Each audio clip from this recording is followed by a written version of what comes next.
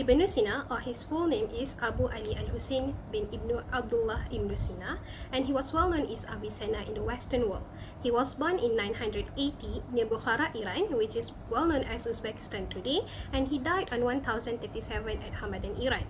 He is a well-known Muslim physician, and he is the most influential of the philosophers, scientists of the medieval Islamic world. His major contributions are in the field of Aristotelian philosophy and also medicine. Among his notable works are Kitab Ash-Shifa, which is Book of the Cure, and also Al-Qanin fi At-Tib, which is the canon of medicine. Next is his education background. By the age of 10, he memorized the entire Quran, and by the age of 16, he diverged into the field of medicine, and by the age of 18, he was well educated in the field of Greek sciences. Among his notable teachers are Natini, Abu Amsur Kumri, and also Abu Sahal al-Masihi. As we all know, Abu Sina has a lot of writings, and he began his writing career at 21 years old. His works involve numerous fields such as mathematics, physics, metaphysics, geometry, astronomy, philology, music, and also poetry. His psychology is fundamentally based on Aristotelian psychology, but he goes beyond that. And he first discussed this topic in the 6th chapter of Kitab Ash-Shifa, and he first questions on the existence of soul. Hi, my name is Nabila Huda, and I'm going to talk about the psychological principles of Ibn Sina. Human perceptions. So first one is common sense. It's putting together the information from the physical senses into a knowing object. So the second one is imagination, possesses the image of the perceived epistemic object. The third one is imaginative faculty, combines images in memory, separates them, and produces new images. The fourth one is estimation. It translates the perceived image into its significance. Okay, so the last one is memory. The only value that people nowadays see the value in training. So memory is essential to the functioning of not just the individual but also human society. Bismillahirrahmanirrahim. Assalamualaikum warahmatullahi wabarakatuh. My name is Sharina Afrina Mtinazri. With metric number 1912960, I will share with Dr. about contributions of Ibn Sina in psychology. So, first thing first, Ibn Sina discussed about psychology in his 6th chapter of Kitab Al-Shifa, the book of healing. There are some also in Kitab An-Najat, the book of salvation, Ash-Sharat, the book of directive and remarks. The first contribution is he managed to surpass even Aristotle's paradigm to prove the existence of souls. He mentioned something like this, like awareness of myself is my own existence itself, in which he's also explained about the concept of the spirituality of man's soul which separate from physical matter, so the soul itself is immaterial. He proving it using mental experience, in which imagine like someone who is blind. He cannot see his own body, but he knows his soul is actually exists. It's clearly proven that soul is immaterial, really not related to the body. We are separate being from plants and animal, of course, since we are gifted with minds that actually can reason things. So he also mentioned about different faculty of senses that could integrate with one another and create another shape that we can imagine. So what is that kind of faculty? It's divided into 5, in which the first is it's actually tell us about common sense, which we perceive all information through the sense. Second is pictorial, which preserving what was perceived by common sense. Then we got imaginative, which is select and combine and separate what was kept by pictorial faculty, and which it judge the perceived meaning, either it's love, hate, usefulness, or even harmful to us. And then we got memory, in which it will retain what have we processed just now. So, other than he proving the existence of souls, he also actually described some of psychiatric disorder. The first one is love melancholia, in which the strong mental focus, that the patient actually idolize a person or the person characteristic. Sometimes not even involve physicals. Most efficient treatment for this disease is actually enable the lover to become the partner of the patient.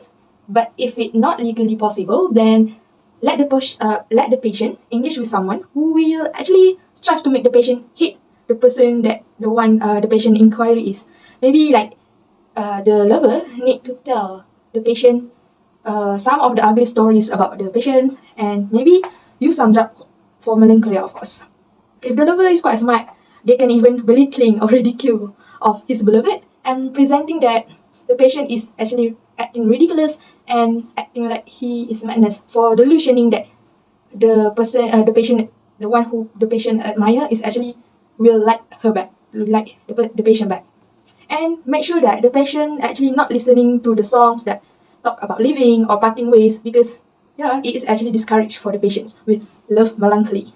So other than that, actually Ibn Sina also shared with us about mania and hypomania, in which it's associated with today's bipolar, type 1 and type 2, of course. In his description, he said that in manic episode, the patient will speak fast, aggressively, and seem quite restless and cannot easily be calmed down.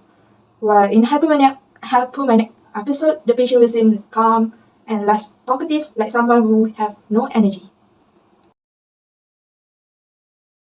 So the next thing Ibn Sina discuss about psychiatric disorder is melancholia. Okay, melancholia is almost the same with what we call today as major depressive disorder, in which the symptom is actually a sudden outburst of anger, tendency towards solitude, and also fear of things that one usually not fear of. The treatment he suggests to us is, unlike today's, the improvement in sleep, diet, and also actively engage in physical activity. Then we also got explanation about hysteria. So this is usually related to women. It's similar to epilepsy and lose consciousness, in which the patient will lose its natural heat. At some point, it become poisonous to the body, and it causes the uterus to contract and lead to cramp. And the poisonous body somehow spread gas and all the way to the heart and brain. So the treatment he suggests is they must not want the patient for smell stinky substances. And then other than that, we got dementia, in which the patient usually have problem related to their cognitive, dream, and also imagination, in which the treatment he suggests is good remedies such as incense, ginger, and sugar, as well as requiring the patient to actively thinking in speculative disciplines. These are having a lot of mutual discussion to strengthen and sharpen the mind of the patient. The treatment actually used until today. Assalamualaikum, my name is Nurudania binti Helmi with matrix number 22108828. I'll be presenting students' opinion of the application of Ibn Sina's work in the current time. Ibn Sina's work has greatly influenced today's education. His approach to education as a whole seemed to better suit and benefit today's society because he intended to create upright citizens and prepare them for intellectual or practical work rather than only concentrating on intellectual growth and knowledge gain. Basically, his main goal in educating people is to help them grow as a whole, who can then contribute to the social structure because society is based entirely on cooperation, the specialization of each person in a profession or craft, and the mutual exchange of services between its members.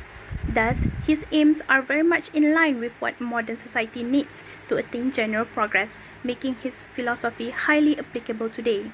Ibn Sina's application of his work did not start from a common age where an individual would start going to school.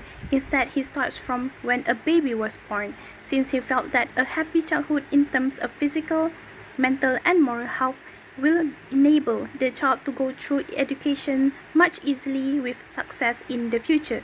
He had specified how a baby would be handled from the minute they are born and how newborns should be cared for, in which he concentrates on 3 educational concerns, including protecting the child's soul and morals, development of the body and movement, and development of taste and behavior. Then, Ibn Sina continued by outlining the necessary steps and stressing the value of education at each stage of a person's life. Clearly, Ibn Sina's approach to education makes it clear that he was a unique thinker with distinctive educational beliefs. In addition, he was the leader of a philosophical school which influenced education both in the Islamic East and the Christian West. For these many reasons, we still have a great deal to learn from him today. That is all from us. Thank you very much.